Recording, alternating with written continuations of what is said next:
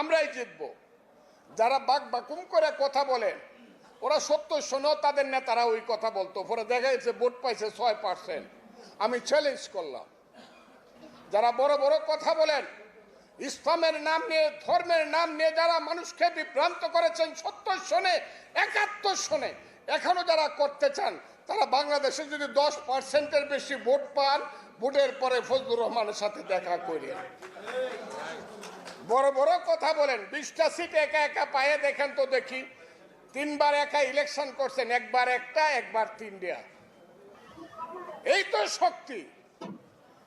হ্যাঁ, বিএনপির নামে দুর্নাম করাতে পারবেন। বিএনপি খুব লুটপাট করতেছে, বিএনপি দেশ শেষ করতেছে চাঁদাবাজি করিয়া।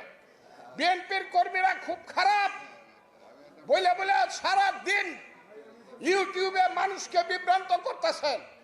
আমি অস্বীকার করি না, বিএনপির কর্মীরা 15 বছর না খায়া ছিল, অনেক অত্যাচার অবিচার সহ্য করেছে, মা মরেছে, বাপ মরেছে, জেলে থাকার কারণে বাপের জানাজা পড়তে পারে নাই, যার জানাজা পড়তে এসেছে ডান্ডা বেরিয়ে পড়ে। সেই বিএনপির একটা কর্মী যখন পেটে ভাত থাকে না, যদি 10টা টাকা রোজগার করতে চায়, তার যদি দুর্নাম হয়, যারা ব্যাংক দখল করে তাদের দুর্নাম হবে না? যারা বলেন বিএনপি খুব অত্যাচার করতেছে, কই উবায়দুল কাদের, শেখ হাসিনারা তো বলছিল যে বিএনপি বাদ এদের পতন হলে বিএনপি একদিকে 5 লাখ, একদিনে 5 লাখ লোককে মারে ফেলবো। কয় লাখ লোক মারা গেছে বাংলাদেশে?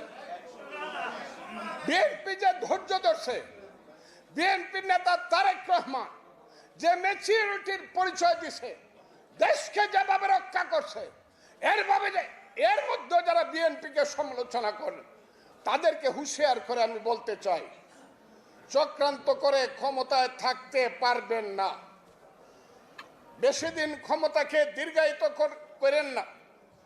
যেসব ছেলেরা বলো বাবারা আমি এখনো তোমাদেরকে সন্তানের মতোই মনে করি, তোমাদের বয়স 22 বছর, 23 বছর, 24 বছর, 25 বছর।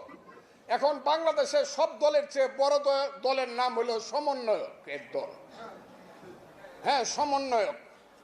আমি কিশোরগঞ্জে গেছিলাম, যদি 4-5টা ছেলে হাতে ডায়েরি নিয়ে হাঁটে, দিয়ে এলাম বাবা তোমরা কারা, আমার সালাম দিছে, কয় স্যার আমরা এলাম আমরা সমন্বয়ক। একটা ছেলে বলে তুমি সমন্বয়ক? বোকা হয়ে গেছে, কয় না স্যার আমার ভুল হয়েছে, আমরা হলাম সমন্বয়। আমি কেন আসছিলাম? ডিসি সাহেবের সঙ্গে মিটিং করতে আসছি। কোন ক্লাসে পড়ো? কলেজে ফার্স্ট ইয়ারে পড়ি, গুরুদয়াল কলেজে।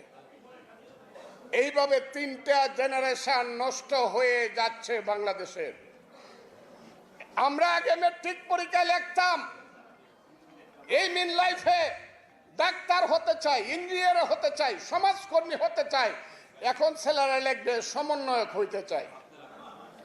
কারণ সমন্বয়ক হইলে পরে ফার্স্ট ইয়ারে পড়েই ডিসি সাহেবের সাথে মিটিং করিয়া প্রজেক্ট করা যায়। এই দেশ চাই না। আমাদের ছেলেপেলেরা স্কুল কলেজ বিশ্ববিদ্যালয়ে যাও, লেখাপড়া করো। ইন্ডিয়াকে সারাদিন বকা দেও 1000 বার, আমিও বকি, কিন্তু জওহরলাল নেহরু ইউনিভার্সিটির ছাত্রের চেয়ে তুমি ভালো ছাত্র হও। বেঙ্গালুরের আইটির একটা বিজ্ঞানীর চেয়ে ভালো বিজ্ঞানী তুমি হও। তুমি বাংলাদেশের মুখ উজ্জ্বল করো। সারাদিন শুধু রাজনীতির নামে ঘুরে ঘুরে বাংলাদেশে আমরা যারা বসে আছি, আমরা কিছুই বুঝি না। আমাদের কোনো অভিজ্ঞতা নাই, যোগ্যতা নাই। 71 কোনো জিনিস না, ওইটা কোনো স্বাধীনতা ছিল না। তোমরা স্বাধীনতা দিবা? আরে বাবা, 71-এর স্বাধীনতা আর এই স্বাধীনতা, বিড়ালরে কিন্তু বাঘের মাসি বলা হয়। 71-এর স্বাধীনতা যদি বাঘ হয়ে থাকে, তোমাদেরটা কিন্তু বিড়াল।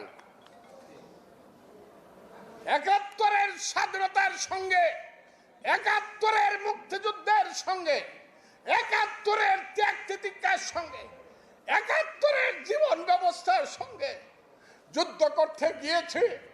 ভাগনাটা গুলি গায়ে পড়ে গেছে, লাফ মারে উঠে বলছে বাবা মাকে দেখো, তুমি মাকে দেখো। সেই মা পাগল হয়ে মারা গেছে। মুক্তিযুদ্ধ আপনারা বলেন, এই যে যুদ্ধে যুদ্ধে 9টা মাস কাটিয়েছেন বলেন মুক্তিযোদ্ধারা জীবনের যে শ্রেষ্ঠ সময়ের ত্যাগ করেছেন তার সাথে কোনো তুলনা হয় কিনা বলুন না দেখি। আপনারা কি সব ভুলে বসে আছেন নাকি? তাহলে যখন বলে ৭১-এর মুক্তিযুদ্ধ কিছু না, তাহলে আপনারা চুপ করে থাকবেন? চুপ করে থাকবেন? যদি না থাকেন আমাকে হাত তুলে দেখান যে ৭১-এর মুক্তিযুদ্ধ আমরা ভুলবো না। কাজেই যারা ৭১-কে ভুলাইতে চান তাদেরকে আমি সাবধান করে বলতে চাই, এই বাঙালি জাতি কোনো দিন ৭১-কে ভুলবে না। কারণ আমি সব সময় বলি, এই বাংলায় শুধু বেলি চামিলি আর জুঁই ফুল ফুটে না, এদেশের রক্তগোলাপ রক্তজব ফুটে। এদেশের জঙ্গলে শুধু কোকিল ডাকে না, এদেশের জঙ্গলে রয়্যাল বেঙ্গল টাইগারও ডাকে। এদেশে শুধু বসন্তকাল আসে না, চৈত্রের শেষে বৈশাখের প্রারম্ভে ধুলির ধ্বজা উড়ে গ্রীষ্মকালও আসে। এদেশে শুধু গ্রীষ্মকাল আসে না, উত্তাল নাগিনীর মতো ফোনা তুলতে তুলতে বর্ষাকালও আসে। এদেশে শুধু মীর জাফর, জগৎ শেখ, ইয়ার লতিফ, রাজদুল্লভ, রাজবল্লভ, আরাল বদর রাজাকার জন্মগ্রহণ করে না, যুগে যুগে জন্মগ্রহণ করে সিরাজ, মীর মদন, মোহনলাল, সূর্য সেন, ক্ষুদিরাম, শহীদ জিয়াউর রহমান আর মুক্তিযোদ্ধাদের মতো বীর সন্তান। এই দেশকে কেউ ধ্বংস করতে পারবে না। এই দেশ স্বাধীনতার পথে থাকবে, মুক্তিযুদ্ধের পথে থাকবে।